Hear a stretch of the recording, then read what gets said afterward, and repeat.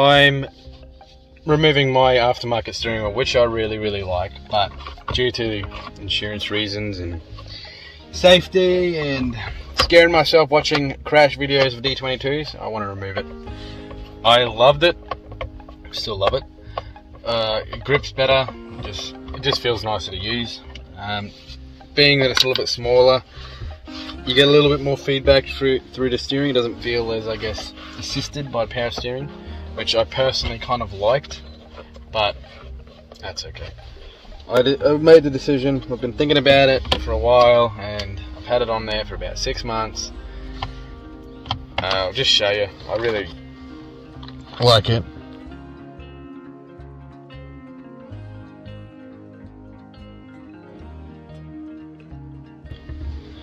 It was just something that felt more me, I guess, being that, you know, being my own personal vehicle, you kind of always want to customize it and personalize it to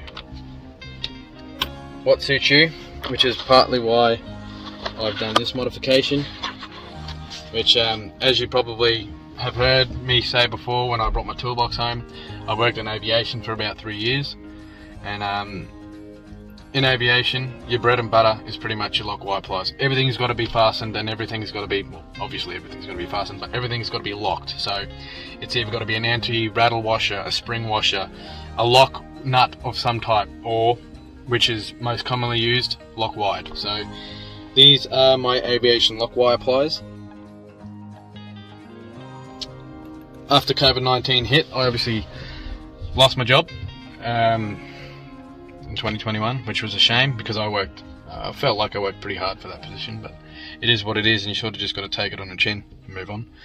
But because I wasn't using these pliers, I decided I might actually use them as my gear stick knobs. So I actually got the idea from my uncle Ernesto. He actually found a set of woodworking screw type, an old-fashioned manual drill, and he pulled it apart and made it his gear stick. And I thought, you know, I've got these lying around, why don't I actually do that? So I removed the bell spring, which was at the end here, so this actually screws off.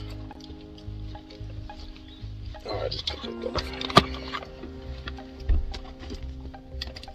There we go. Alright, so yeah, there used to be a bell housing thing here, and you would use it, you'd usually pull that, and after you've obviously locked 2 pits of wire within the actual ply head here, you would lock it off, it would click into this spring thing here, which is operated by that, and then you would simply just pull the twist, what do you call it, bell spring here. So it would spin and lock the wires as you pull it. So yeah, I actually removed that, cut it out, drilled a hole, I dipped, I guess melted some plastic, and filled that with hot melted plastic, and then I actually threaded it on while it was still cooling, and then yeah, now she's got a thread and does the job. So I'll just screw that back on.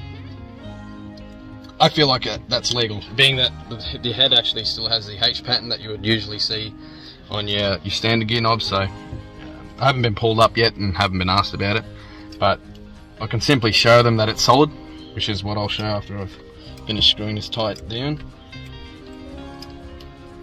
Nearly getting there.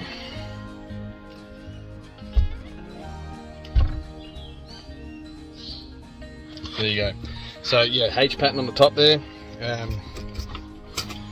What I was really happy about was actually the diameter. It was actually almost exactly the same, so it actually looks quite flush, and you can see the wear and tear on the pliers. So I don't know, just a personal touch, I guess I gave it. Feel quite pleased with myself for actually working out a way to install that, and just make that a little bit tighter. So I'm happy with it. Yeah, there we go. So I'll be removing the steering wheel and putting the standard one back on to have the airbag. Honestly, so again, just to repeat myself, because it is quite important, especially with airbags, you want to disconnect the battery before carrying out any electrical work.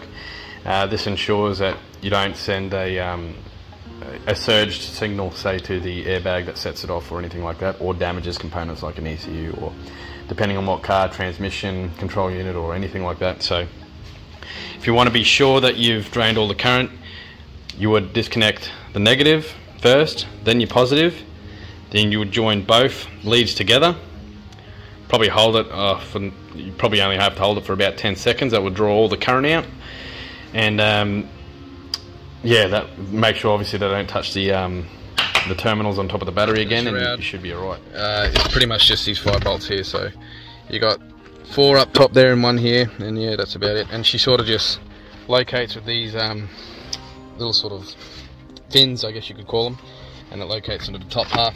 Very easy, very simple sort of system. And to hook up the horn so that the horn works, which you can just hear there. Oh, sorry, I'll do it again.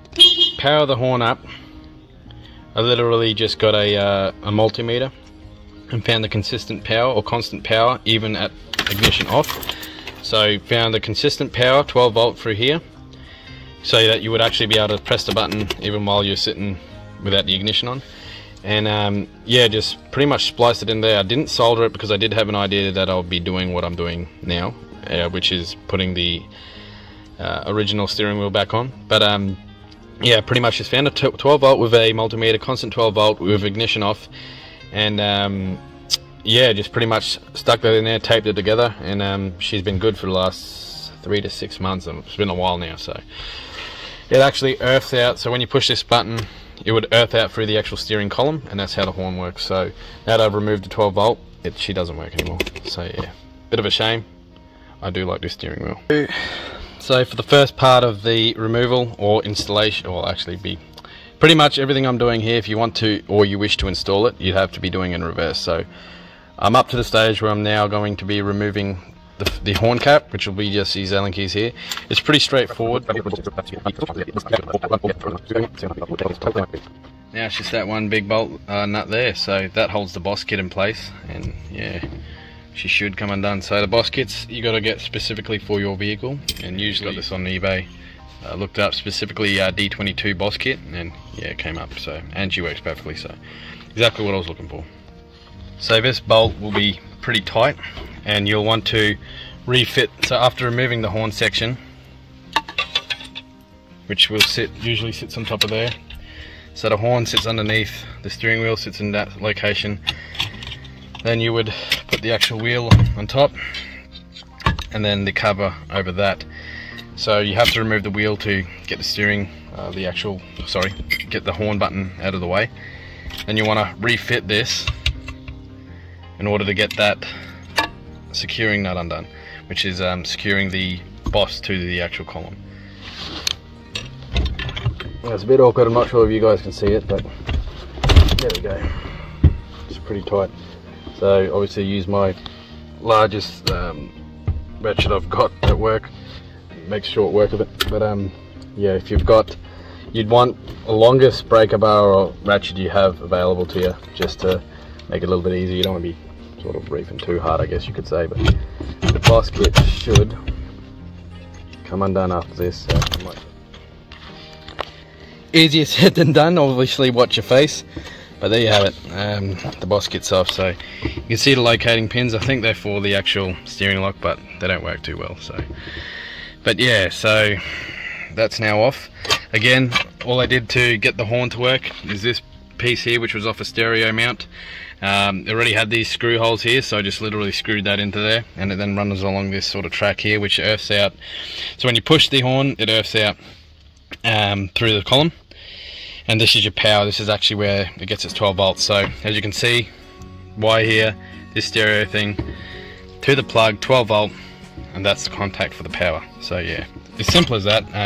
Most people don't actually hook them up, don't realize how simple it actually is to do. Align the clock spring. Unfortunately, it's been sitting in here, as I said, for a few months, so it's probably been played around with. It was actually at its full lock to the left, so it just counted the turns all the way to the right, which ended with 5, so went about 2.5, which is where it's ended up here, and that should be in the center. So you want to be very careful with this, because if you're off and you don't check it, you'll actually snap the clock spring very, very easily due to the width of the steering wheel. So you get a lot more leverage on the steering wheel, so you won't even, sometimes you probably won't even feel it, and you'll just snap it straight away, and that's it. You won't get any horn, you won't get airbag. It's just, yeah, end up with an airbag light on your dash. So 5 turns is what I've counted, all the way 5, so I went back 2.5, and it's ended exactly in the spot that I want it to be, which this pin here locates into the original steering wheel right there.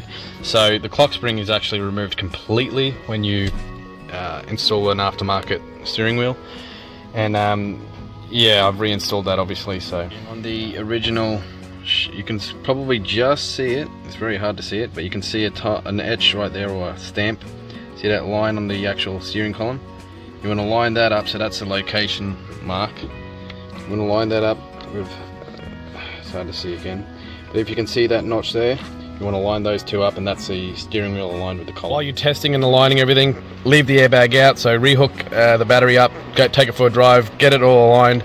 You only want to drive short distances just around your suburb. Just when you're driving down the road and you find your steering wheel's a bit kicked off to one side, after removing the airbag and, like I was saying, pulling the steering wheel off, you would just remove the steering wheel, move it over maybe 2 or 3 splines, and until it's straight again, and just experiment until you get it right. Once you're driving down the road and she's straight, then you've achieved what you're looking for. Which is all aligned, you're happy. Battery back off again, so battery terminals back off, and reinstall the airbag properly, and away you go. She should be ready to go and all done. The airbag control unit would have logged the fault code because it hasn't seen the resistance it's wanted to see in a number of ignition cycles. So I don't know if this is the same for all manufacturers, but it is for this Nissan D22. And there is a way to actually get it into diagnostic mode, so I'll quickly run through that now so that you can actually reset your airbag light.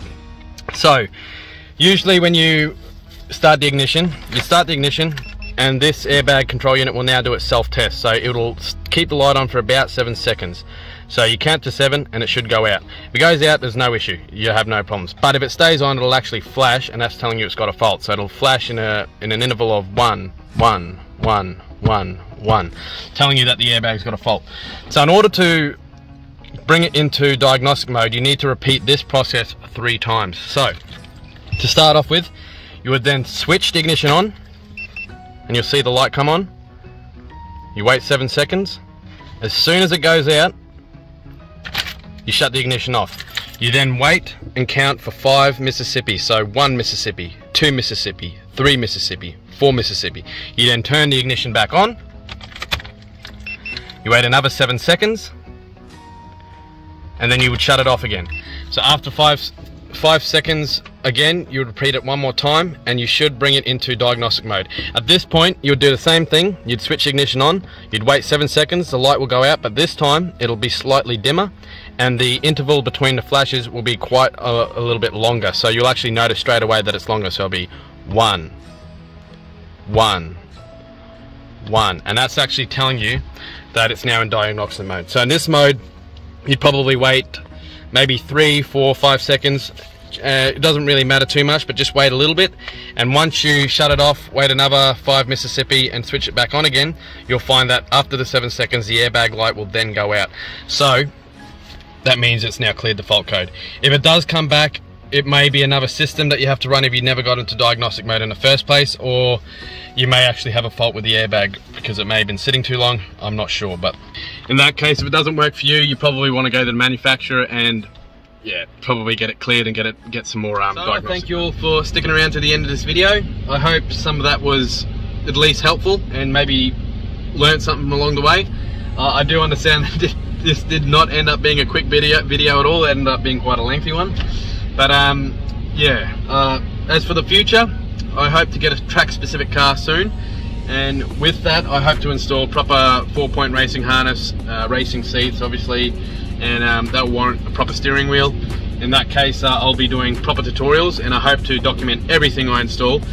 As I've said in the past, this is not a do or don't, or this is how it should be done. This is more of a, this is how I do it, this is how I'm self-teaching, and hopefully it helps someone else out there that's searching for the answers. So anyway, if you were able to take anything from this, I'm happy, but otherwise, if you got a laugh or whatever, I'm still, you know, happy that I was able to entertain a few people out there. So anyway, yeah, thank you for sticking around and having the patience. I know I'm still very much an amateur and I'm working on it, trying to throw myself in these videos and learn as much as I can. But yeah, as for the next build and next video, we have that Mark V Volkswagen GTI. So it's a fair bit of work coming up. I don't want to spoil it, as I will be doing an overview next week, so hopefully this weekend actually. So hoping that the weather picks up and we have a bit of sun, because we have a bit of painting to do. But yeah, as I said, I will not spoil it too much. The next video is coming, and if we can't do painting, there is an overview of the plan layout for that car. So there is quite a fair bit of work coming in and a lot of custom work that we plan. We have a fair few parts coming in now and a few on the way, so things should get steamrolling very, very shortly, and with that, so will the video. So anyway, hope you enjoyed the video, and yeah.